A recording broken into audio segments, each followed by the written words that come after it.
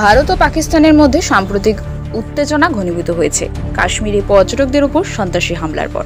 এই ঘটনার পর ভারতীয় সেনাবাহিনী পাকিস্তানের অভ্যন্তরে একাধিক জবাবি অভিযান চালিয়েছে। আন্তর্জাতিক উদ্বেগের প্রেক্ষাপটে যুক্তরাষ্ট্রের ভাইস প্রেসিডেন্ট জেডি ভান্স উভয় দেশের মধ্যে উত্তেজনা প্রশমনে উদ্যোগ নেন।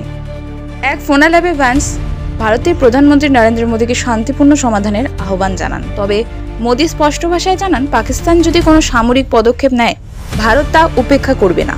তার এই বক্তব্য ভারতের কড়া ভূমিকায় তুলে ধরে। যুক্তরাষ্ট্র এই সংকট সমাধানে সক্রিয়ভাবে জড়িত। ভাইস প্রেসিডেন্ট ভ্যান্স ও মার্কিন পররাষ্ট্রমন্ত্রী মার্কো রুবিও দুই দেশের শীর্ষ কর্মকর্তাদের সঙ্গে আলোচনার মাধ্যমে একটি সামরিক যুদ্ধবিরতির ব্যবস্থা করেন। যদিও ভারত ও পাকিস্তান উভয়ই একে অপরকে যুদ্ধবিরতি লঙ্ঘনের জন্য দায়ী করে চলেছে। ভারতীয় পররাষ্ট্র মন্ত্রণালয় পাকিস্তানের দাবিগুলি সরাসরি নাকচ করে দিয়েছে।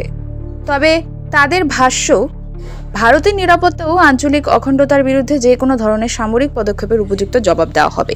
এই পরিস্থিতিতে আন্তর্জাতিক সম্প্রদায় দুই পক্ষকে সংলাপ ও শান্তিপূর্ণ সমাধানের পথে হাঁটার আহ্বান জানাচ্ছে। যদিও কাশ্মীর ইস্যু এখনও দুই দেশের সম্পর্কে উত্তেজনার মূল কেন্দ্রবিন্দু হিসেবেই রয়ে গেছে।